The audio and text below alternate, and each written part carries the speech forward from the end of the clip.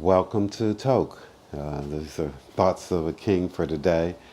I've This is kind of a walk away video, if you will, because I've given you the background of how I went from, growing up in a Democratic family in the South to,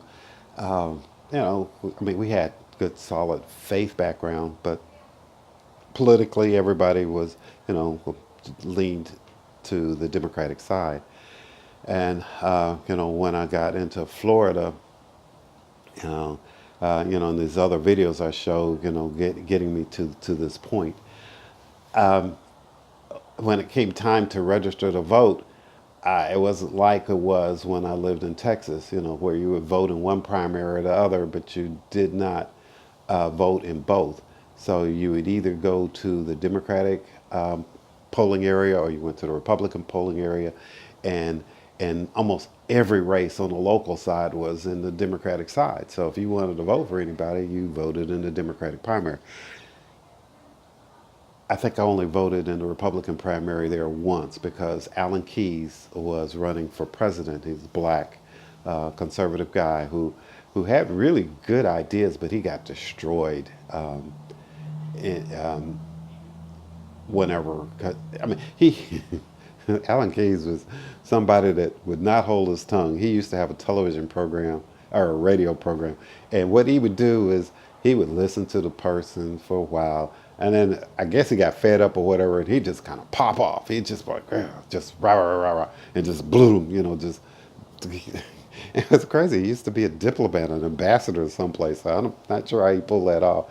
But his ideas, when you just heard him just speak, if he's doing a speech, on one of my other videos, I talked about how I used to watch C-SPAN. So listening to him on C-SPAN talk to people while he's campaigning, it was like, this dude's really sharp. Had really, really, really great ideas. But he didn't go anywhere in the Republican side, mainly because nobody, not everybody would watch C-SPAN. So, you didn't really get a chance to hear, the ideas. The thought just came to me is that, the media very much controls what people end up, seeing. They slant stuff very much. So they made Keyes look like an idiot. And he went against Obama in Illinois, and they really made it look like an idiot there, even though Keyes probably was a much stronger person in many areas with his thoughts and his ideas. But anyway, so in Florida, you aren't able to vote in a primary if you're an independent. So for the very first time in my life, I ended up registered as a Republican. And I had this. It was really difficult for me. I was over 60 years old, and when I became a Republican, it's almost like being in the South and raised the way I was. It's like you believe that lie that Republicans are not for the little people. There was just deep down there's something evil about them. I felt, and I couldn't put my finger on it. I didn't have any proof. I didn't have any, nothing to back this up. It's just a sense. And it was an unfair sense. Uh, on an earlier video, I talked about how I was introduced to this guy, David Barton, who had a lot of documents from the founding fathers and many of the Christian values of the early Christians. And I'm like, and then I learned a lot more about the Republican Party. Never really dawned on me. I knew, like, for instance, that Abraham Lincoln was a Republican, but it wasn't. I'm still not thinking that the Republican Party grew out of the abolition movement. So to free the slaves, there were people from like I think it was called the Know Nothing Party and the Whig Party combined together. There were some freed slaves that or freed blacks that were part of the abolition movement. And, these are the people that came up with the Republican Party, and it was it was kind of amazing to me to see that and so you had this feeling that maybe people switched parties, that for whatever reason, and that's the key, for whatever reason, there should be some sort of reason that the people that were Republicans, those nice people that were pro abolition, became Democrats, and those nasty Democrats that were for slavery, Jim Crow laws, they were behind the Klan, which I'm like, what, really? All these people switched the other way. When you think about that, you got to ask your question. Now, why would everybody switch parties?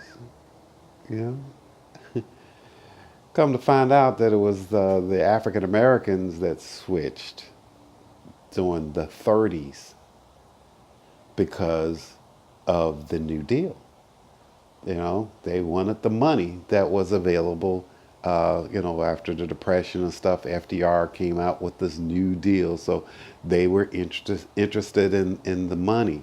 So black folks switched. So they moved into the party with the segregationists, the folks that were the children or grandchildren of the slave owners, the people who ran around in white sheets, all those folks, black folks moved into the party with them in the 30s. A lot of folks say, well, it's because of the civil rights laws, which were passed, in the 60s. So when the civil rights laws were passed, I come to find out that in 1957, the same laws were up for a vote. You had a Republican president, Eisenhower, and people like Johnson, Lyndon B. Johnson, and the blessed John F. Kennedy voted against it. The almost same law went up when Johnson was president, and what happened with that is that the the those laws passed because a preponderance of Republicans voted for it. The preponderance of the Democrats didn't. I mean, so this and many other things that I've got more to come began to get me to realize that I'm not with the right folks. You know, it's hard for me to call this a walk away because it took me so long. Roll away, float away, something, just kind of drift away. But I ended up, moving away from the Democratic Party, and the more and more I see, and the more and more I see from other people that are finally waking up, it's a good thing that I did. Republicans aren't perfect by any means. There's a lot of warts, but we'll talk about some of those at another time. So again, I appreciate you being here, and God bless each and every one of you.